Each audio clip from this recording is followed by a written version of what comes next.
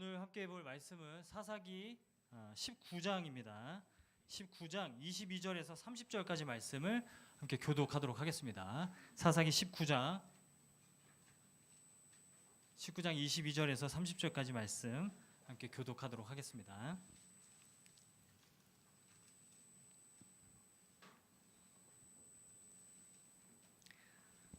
네, 교독하겠습니다. 그들이 마음을 즐겁게 할 때 그 성읍의 불량배들이 그 집을 에워싸고 문을 두들기며 집주인 노인에게 말하여 이르되 내 집에 들어온 사람을 끌어내라 우리가 그와 관계하리라 하니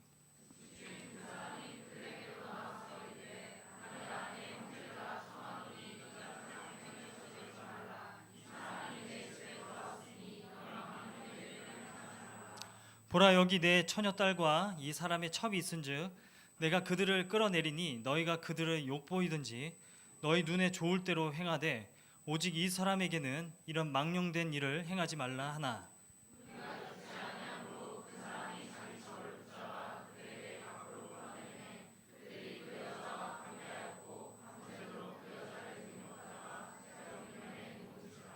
동틀 때에 여인이 자기의 주인이 있는 그 사람의 집 문에 이르러 엎드려져 밟기까지 거기 엎드려져 있더라.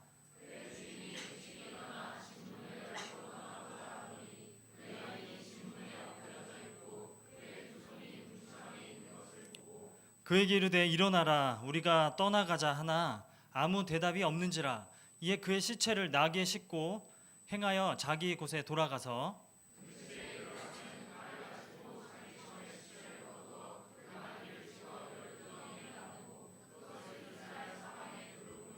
함께 읽겠습니다. 그것을 보는 자가 다 이르되 이스라엘 자손이 애굽 땅에서 올라온 날부터 오늘까지 이런 일은 일어나지도 아니하였고 보지도 못하였도다. 이 일을 생각하고 상의한 후에 말하자 하니라. 아멘. 우리 앞뒤에 있는 분들 그리고 옆에 있는 지체들하고 이렇게 한번 인사하고 말씀을 좀 듣도록 하겠습니다. 처음 뵙겠습니다. 이렇게 한번 인사해 보도록 하겠습니다. 진짜로 처음 뵙는 분들도 있을 거고요. 아니면은 늘 봤는데 늘 처음 뵙는 것 같은 그런 분들도 있을 거라고 생각을 합니다. 네, 우리가 설교를 시작해도 되겠죠? 네, 우리가 살아가는 그 시대를 가리켜서 형제는 많으나 아버지는 없는 시대 이렇게 말하는 사회학자들이 있습니다. 그 다원, 그러니까 다양한 원리들이 공존하는 시대라는 뜻이겠죠. 유일한 진리는 없다. 모든 사람들의 생각이 다 진리다. 모든 사람들의 의견들이 다 진리인 그런 시대를 우리가 살아가고 있다라는 거죠. 많은 사람들, 각각의 모든 사람들의 의견들을 다 존중하고 그것들이 진리일 수 있다라는 것을 사람들이 인정하는 시대인데 유일한 진리는 없다. 유일한 진리라고 말하지 마라. 어떤 것이든 하나님의 말씀이든 성경이든 유일한 진리라고만 말하지 말아라 라고 생각하는 그런 시대에 우리가 살아가고 있다라는 겁니다. 모두가 진리고 모두가 그 주인됨을 자기 삶의 주인됨을 인정해주는 그런 시대를 우리가 살아가고 있다라는 거죠. 여러분 다원주의 시대라고 얘기를 합니다.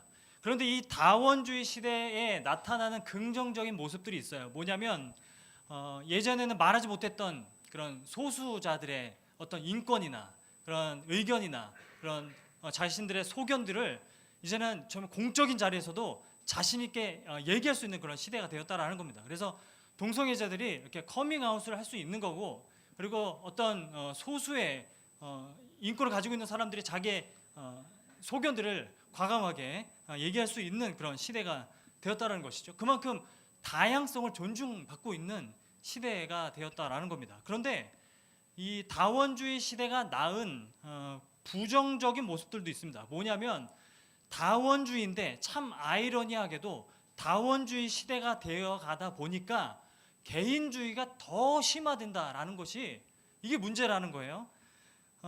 그래서 100명이면 100명의 모든 사람들의 의견들을 다 존중해 줄 수 없고 여러분들의 모든 의견들을 다 우리가 하나로 화합시켜서 협력하여서 하나를 이룰 수 없기 때문에 사람들은 그냥 자기 소견에 옳은 대로 살아가는 그런 다원주의 시대 속에서 더욱더 개인주의가 심화된 그런 세상 가운데 살아가고 있다라는 겁니다.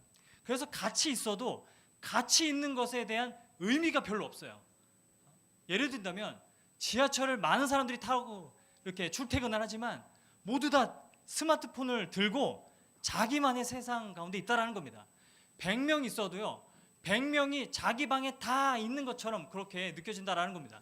우리가 이렇게 다 같이 모여서 예배를 드려도 그냥 저마다 각자의 방에 들어가서 앉아 있는 것 같은 그런 시대를 우리가 살아가고 있다라는 거죠. 그래서 같이 모여 있는 게 별로 의미가 없는, 의미 있지 않다고 여기는 그런 시대에 우리가 살아가고 있다라는 거죠. 그래서 공동체는 어떤 의미로 여겨지냐면 그냥 같은 이익을 추구하기 위해서 모이는 이익 집단 정도로만 사람들이 생각을 한다라는 겁니다. 그래서 정리하면 다원주의 시대의 문제가 뭐냐면 참 아이러니하게도 관계의 단절입니다.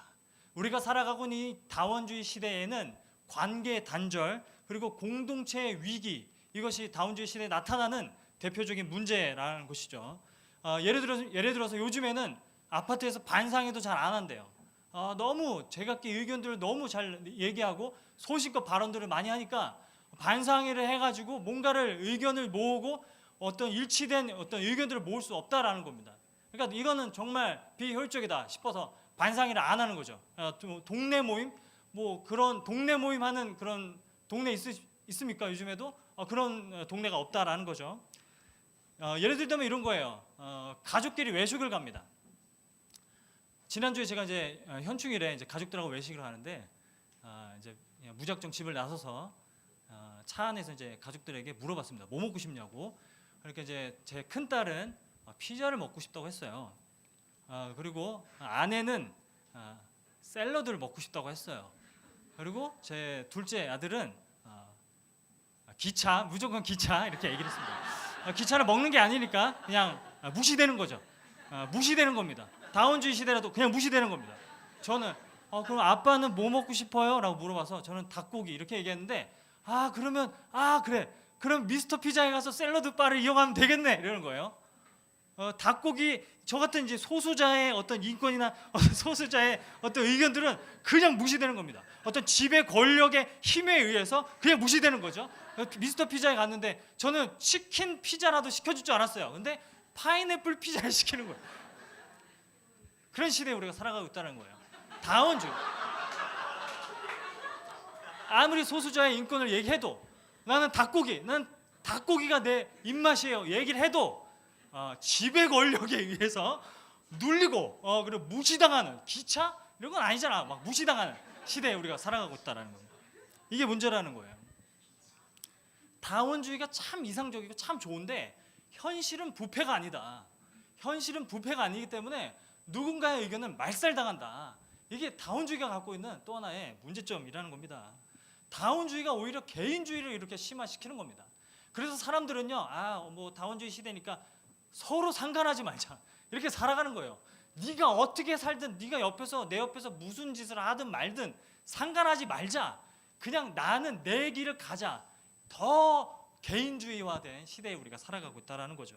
그렇게 자기 소견에 옳은 대로 살아가다 보니까 사람들은 세 가지 유형으로 빠지게 되는 겁니다.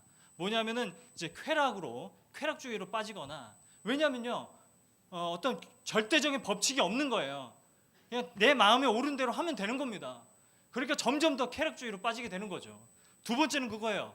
자기만의 독선에 빠져서 살아가는데도 그게 잘못된 건지 모르고 그냥 살아가는 사람들이 많다라는 거고, 마지막으로 세 번째는 무관심 속에서 빠져서 살아가는 사람들이 있다라는 겁니다.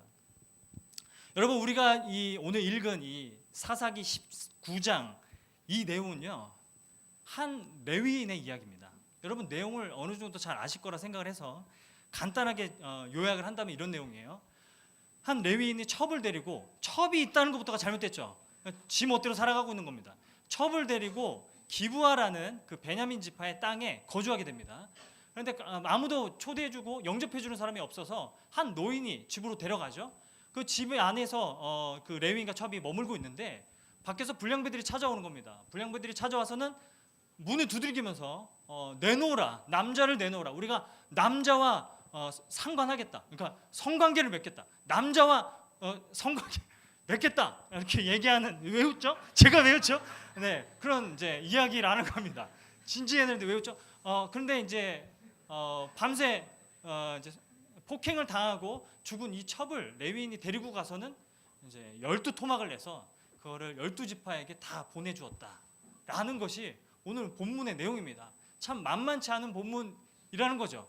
뭐 이렇게 끔찍한 이야기가 성경에 실려 있나 싶을 정도라는 거고, 이 설교를 준비하면서 계속 이 말씀을 묵상했던 저는 마음이 피폐해질 정도로 죄송합니다.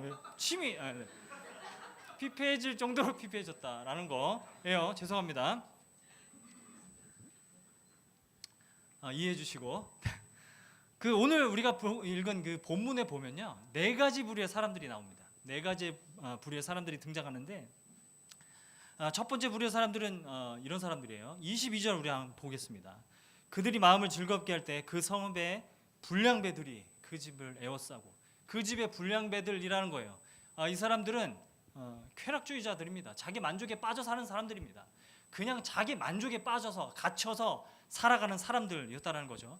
여러분, 사사기 19장 전체에 계속해서 반복되는 표현이 하나 있습니다. 그게 뭔지 아십니까? 한번 찾아보면요, 바로 마음을 즐겁게 하라, 이 표현이 계속 등장하는 것을 우리가 볼 수 있어요. 먼저 19장 5절 말씀 우리 한번 보겠습니다. 19장 5절 말씀 앞으로 가서 보시면 마지막 부분에 그대의 기력을 돋운 후에 할 때 그대의 기력을 돋우라, 이 말의 의미는 뭐냐면 원문으로 풀어서 해석을 한다면 마음을 상쾌하게 하라, 마음을 즐겁게 하라, 이런 표현이에요. 그리고 6절 보면요, 마지막 부분에 그대의 마음을 즐겁게 하라, 이런 표현이 또 나옵니다. 그리고 8절 보면 또 나오죠. 청하노니 그대의 기력을 돋우고, 이렇게 또 마음을 즐겁게 하라는 표현이 또 나온 거예요. 9절 말씀 보면 마지막 부분에 그대는 여기서 유숙하여 그대의 마음을 즐겁게 하고, 이렇게 계속해서 그대의 마음을 즐겁게 하고, 이 표현이 계속해서 반복된다라는 겁니다.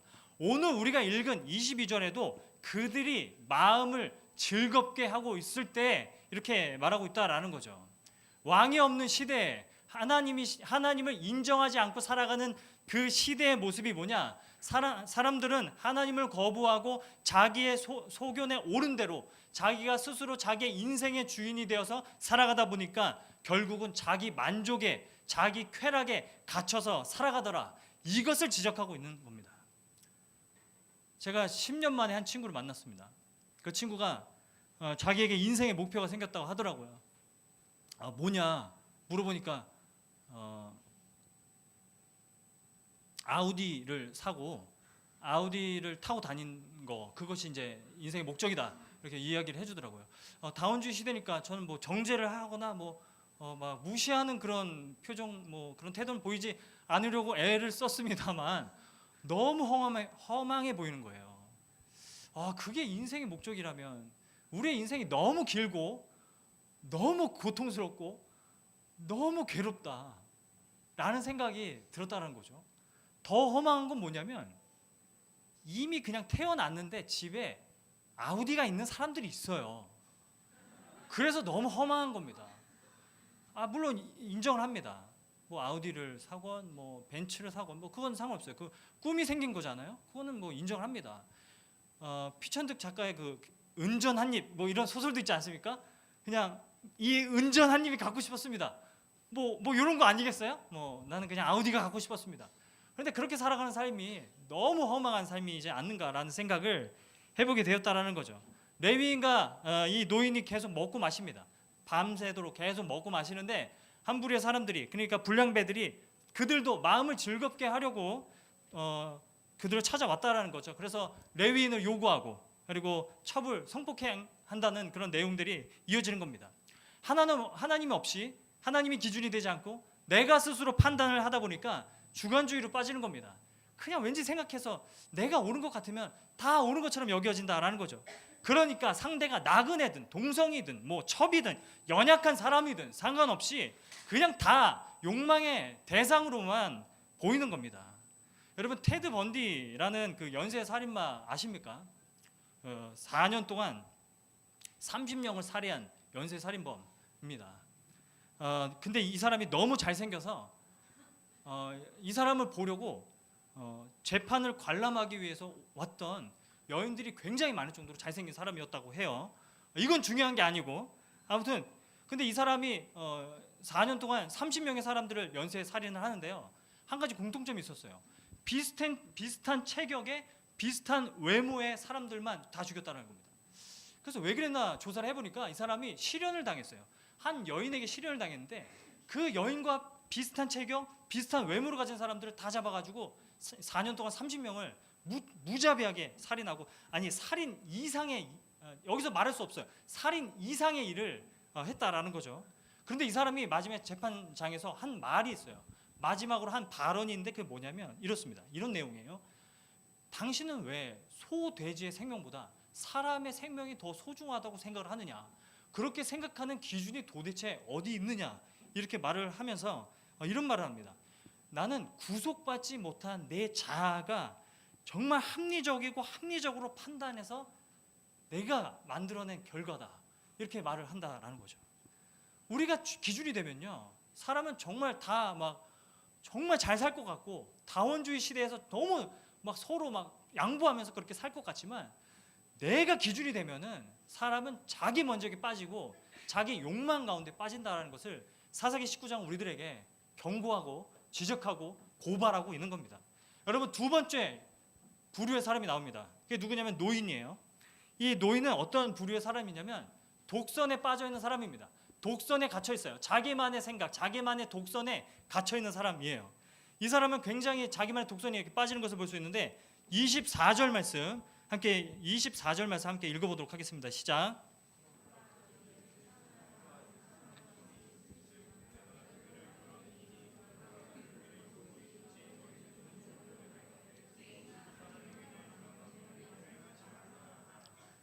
오직 이 사람에게는 망령된 일을 하지 말라. 여러분, 이 논리를 잘 생각해 보세요. 남자를 성폭행하는 건 망령된 일이고, 자기 딸과 여성을 성폭행하는 건 가능한 일이라고 이렇게 얘기하고 있는 겁니다. 자기가 합리적으로 생각해서 판단한 것이지만 굉장한 독선에 빠져 있음에도 불구하고 그게 잘못된 것인지 모르고 살아가고 있다라는 겁니다. 왕이신 하나님을 인정하지 않는 시대는 그렇다는 거죠. 자기만의 독선에 빠져가지고 분별하지 못하면서 살아가는 그런 모습들을 보이게 된다라는 거죠. 우리가 조심해야 될 부분이라고 생각을 합니다. 특히 우리 그리스도인들이 정말 조심해야 되는 부분이라고 생각을 해요. 어느 한쪽만 너무 강조해도 그 사람들이 보기에는 독선처럼 보여질 수 있기 때문에 그렇습니다. 요즘 동성애, 차별금지법 이런 거에 대해서 많이 이야기가 나오는데, 저는 그리스도인들이 너무 동성애에 대해서만 너무 지나치게 혐오적으로 발언하고 너무 독선적으로 너무 지나치게 정죄하는 것은 아닌가라는 생각을 해보게 됐습니다. 여러분, 동성애가 물론 죄가 맞습니다. 죄가 맞고 죄의 결과가 맞지만, 여러분, 우리 주변에 동성애가 아니라 잘못된 이성애자들, 변태 같은 이성애자들이 얼마나 더 많습니까? 여러분, 조두순 사건 이런 거 아시죠? 나영이 사건 이런 거 아시죠? 이런 잘못된 이성애가 더 많은데, 이런 잘못된 이성애 앞에서는 데모를 하거나 막 반대하거나 모여가지고 같이 기도하고 그랬던 적이 없던 사람들이 유독 동성애 일 앞에서만 그렇게 반대 시위를 하고 다 같이 모여서 각성 기도를 한다면 보는 사람들로 하여금 독선적으로 볼 수 있다라는 것입니다. 여러분, 그 2015년에 간통죄 폐지되지 않았습니까? 간통죄가 폐지될 때도 한국교회는 침묵했습니다. 아무 얘기도 안 했어요. 그런데 유독 우리는 동성애에 대해서만 유독 너무 혐오적으로 그리고 너무 반대하고 있지 않은가라는 생각을 해보게 된다라는 거죠. 어쩌면 이것도 독선의 모습이 아닐까라는 생각을 하게 된다라는 겁니다. 여러분은 왜 우리가 동성애에 대해서 유독 그렇게 정죄하고 또 혐오한다고 생각을 하십니까? 제 생각에는 아무래도 전제가 깔려 있는 것 같아요. 한국교회 안에는 동성애자가 없다라는 그 전제가 있기 때문에 마음 놓고 그렇게 비난하고 그렇게 혐오적인 발언을 할 수 있는 게 아닌가라는 생각을 해보게 된다라는 거죠. 이런 독선에 우리가 빠질 때가 많고, 이런 독선에 빠져 있는가를 우리가 늘 분별하면서 살아가는 것이 우리가 이 다원주의 시대를 살아가는 우리의 자세라는 것을 말씀드리고 싶었던 겁니다. 세 번째로 부류의 사람은 레위인입니다. 여러분, 이 사람은 무관심에 갇혀 있는 사람이에요. 무관심에 빠져 있는 사람입니다. 이 사람 그냥 겉으로 보기에는 아무 잘못 안 한 것 같아요. 그냥 피해자인 것 같아요. 너무 화가 나서 자기의 첩을 잃었다는 너무 그런 슬픔이 너무 커서 12조각 내서 그냥 보낸 것 같은 그런 우리가 이해를 하고 있다면 여러분 속은 겁니다. 근데 정말 잔인하다는 거죠. 이 사람이야말로 정말 잔인하다는 거죠. 무관심입니다. 19장 앞부분 보면요, 우리가 읽은 그 앞부분 내용 보면은 19장 1절부터 계속 이어지는 내용들을 보면요, 어떤 내용들이 나오냐면 첩을 데리러 옵니다. 첩이 어떤 일로 해서 이제 장인의 집으로 자기 친정으로 가게 되는데 자기 첩을 데리러 장인 댁으로 가게 됩니다. 그런데 문제는 뭐냐면 19장 1절부터 계속해서 나오는 내용들이 뭐냐면 장인 어른과 계속 먹고 마시면서 마음을 즐겁게 하였다. 무려 5일 동안 먹고 마시면서 마음을 즐겁게 하였다는 내용만 나와요. 첩을 데리러 갔는데 첩하고는 한마디도 안 하는 참 이상한 모습을 보여준다라는 거죠. 그러다가 여러분 19장에서 이 레위인이 첩에게 처음으로 한 말이 뭔지 아십니까? 28절입니다. 28절에서 함께 한번 읽어보도록 하겠습니다. 시작. 네, 여기까지. 네, 일어나라 우리가 떠나가자. 이게 자기 첩에게 했던 첫 마디였다라는 거죠. 첩이 밤새도록 폭행을 당하고 있는데 이 사람은 27절에 보면은 잠을 자고 일찍 일어납니다. 누가 옆에서 죽건 말건 무슨 폭행을 당하건 말건 그냥 자고 일찍 일어납니다. 그리고서는 일어나라 우리가 가자 떠나가자 이제 안식일을 지킬 때가 됐다 그러니 가자 이렇게 얘기하는 모습을 보인다라는 거죠. 누가 옆에서 폭행을 당하건 죽어가든 말든 무관심한 모습을 보여주고 있다라는 거예요. 이거는 사람을 이 첩을 인격적으로 대하는 모습이 아니라 그냥 어떤 소유물 정도로 생각하고 있다는 것을 우리에게 보여주는 겁니다. 그냥 이 사건을 통해서 자기 첩의 시체를 가지고 그냥 여론을 조성하기 위해서 12토막 내서 그 12지파에게 보내버리고 이렇게 왕이 없는 시대에 그 시대가 낳은 가장 끔찍한 참혹스러운 죄악이 무엇이었는가 성경은 지적하는 겁니다. 무관심이었다라는 것이죠. 여러분 이걸 볼 때 우리가 다시 한번 우리 자신을 돌아봐야 한다고 저는 생각을 해요. 우리는 죄를 너무 개인적으로만 생각을 해요. 개인적인 차원에서만 죄를 생각한다라는 겁니다. 여러분 그래서 죄라고 우리가 떠올리면 생각하는 게 뭐냐면 음란한 생각하고 그리고 거짓말하고 미워하고 어떤 개인적으로 지었던 죄악들 그런 것들만 우리가 생각하기 쉽다라는 겁니다. 그런데 더 엄밀하게 얘기해서 죄의 본질은요 관계의 파괴입니다. 그게 죄의 본질이에요. 죄라는 것은 뭐냐면 하나님과의 약속을 어겨서 하나님과의 관계가 깨어진 상태가 죄인 겁니다. 그래서 하나님과의 관계가 깨어진 사람은 그 다른 사람들과의 관계들을 계속해서 깨고 파괴하면서 살아가게 된다라는 것이 그게 죄가 던져주고 있는 본질인 것입니다. 그래서 우리는 무관심 또한 관계를 파괴하는 일이고 무관심 또한 우리가 회개해야 하는 일이라는 것을 우리가 꼭 기억해야 한다는 거죠. 그런데 우리는 수련회 가서 계속 눈물 흘리면서 회개하는 것은 다 내가 한 일, 음란하게 생각하고 거짓말하고 남 미워하고 이런 일에 대해서는 눈물 흘리면서 그렇게 회개하는데 다른 사람의 일 앞에서 무관심한 태도에 대해서는 우리가 회개하지 않는다는 거죠. 그게 왜 죄야? 내가 뭘 잘못했는데 그게 왜 죄냐고 라고 우리가 반문하고 싶어 한다라는 겁니다. 옆에서 사람이 죽어가든 말든 어떤 부당한 대우를 받든 말든 관심이 없는 거예요. 내 속에는 오는 대로 살아가면 되는 거고 나는 내 앞길 가면 되는 겁니다. 취업 준비, 시험 준비하면서 나는 내 앞길 가면 되는 겁니다.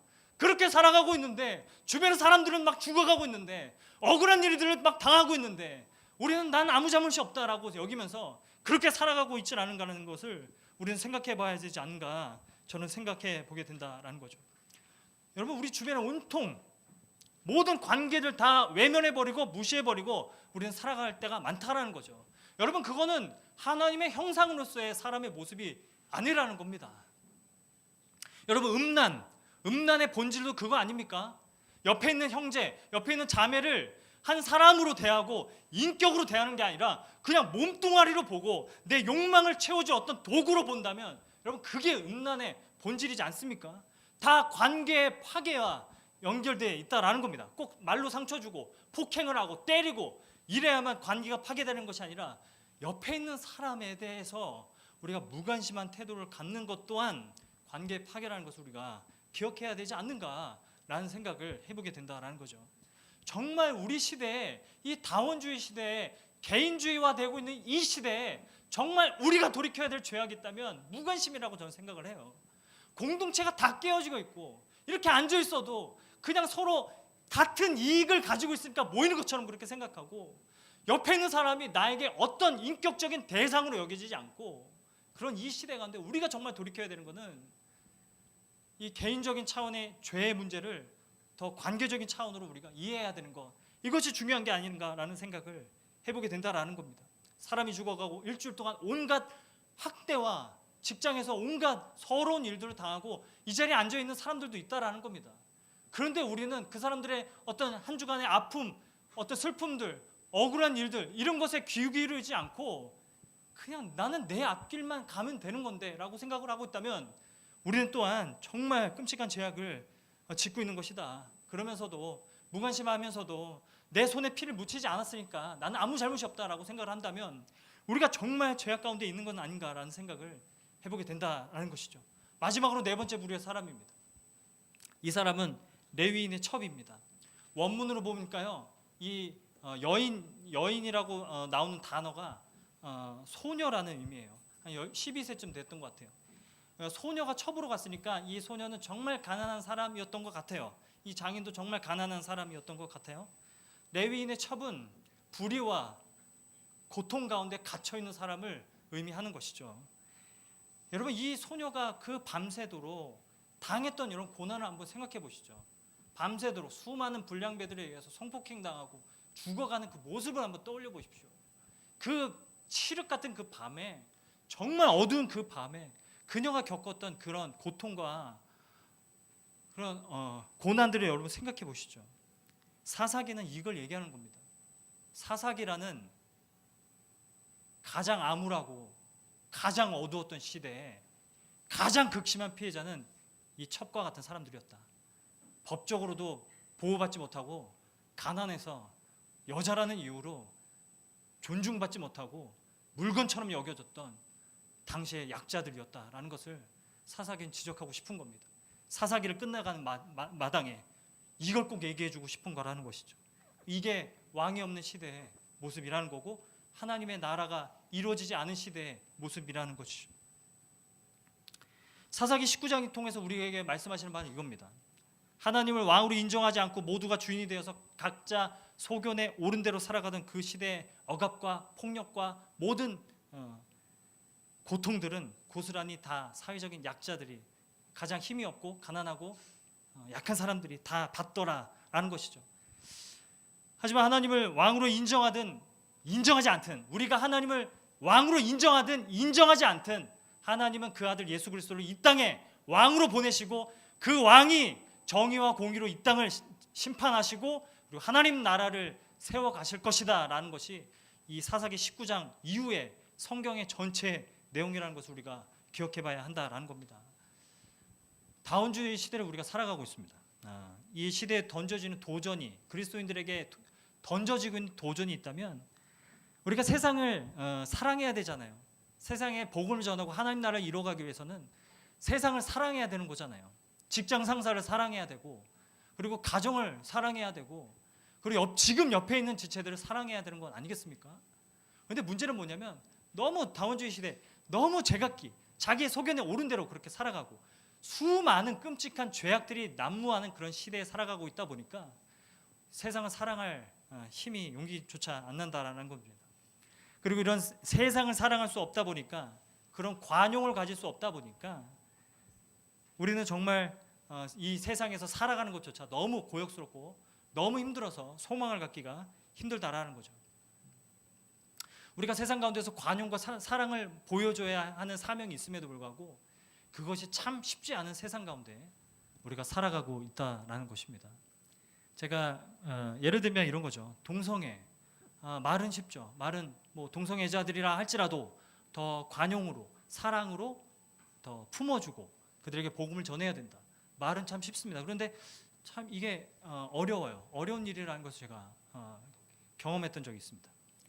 전에 인도네시아에 선교를 갔을 때인데요. 싱가포르에 경유를 했던 적이 있습니다. 그때 이제 김규식 선교사님하고 이제 둘이서만 푸드코트에서 식사를 해야 하는 그런 상황이 있었어요. 그래서 이제 푸드코트에서 식사를 김규식 선교사님이랑 이제 식사를 하면서 은혜를 나눴습니다.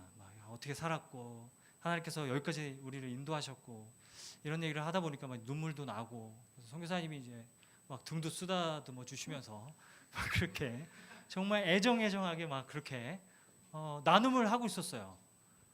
그런데 이제 푸드코트다 보니까 자리가 이제 굉장히 간격이 좁아요.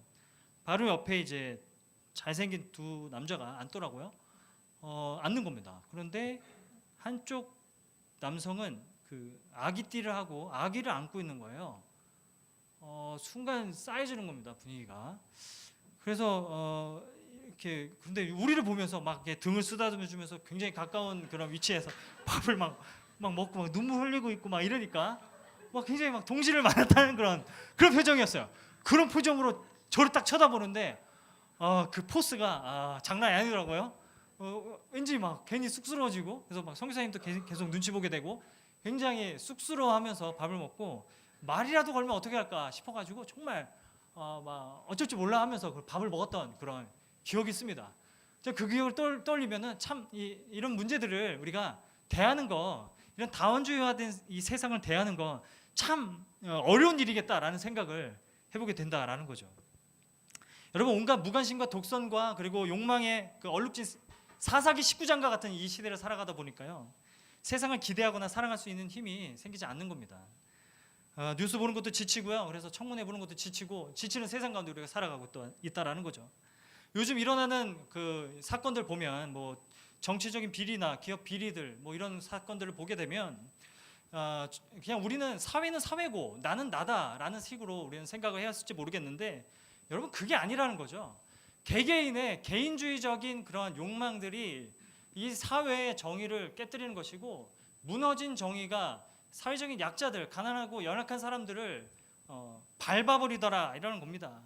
여러분, 이 시대 가운데 우리가 어떻게 세상을 품어야 되는가, 복음이 그것을 말해주고 있다고 저는 생각을 합니다.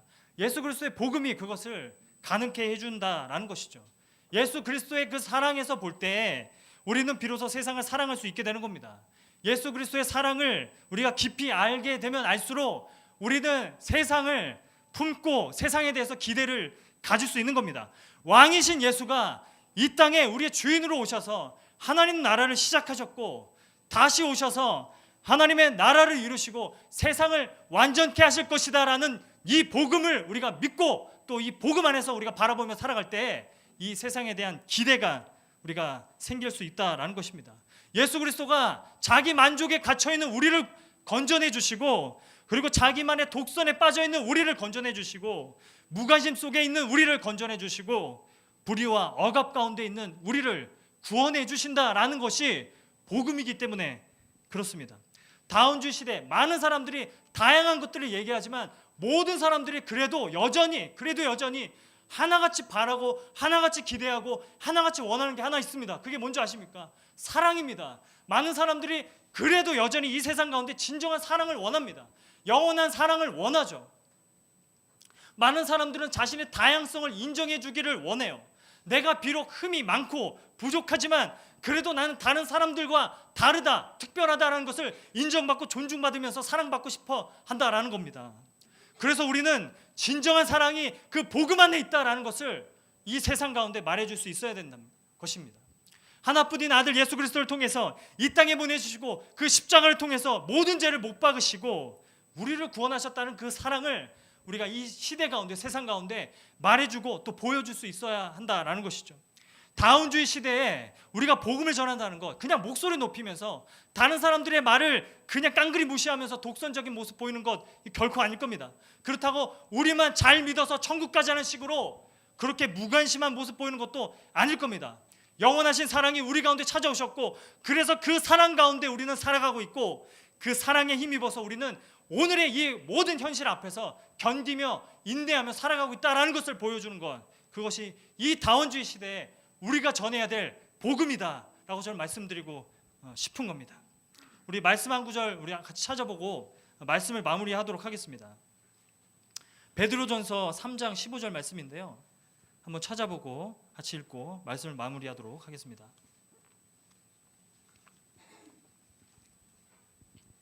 베드로전서 3장 15절 신약성경 380페이지 있습니다.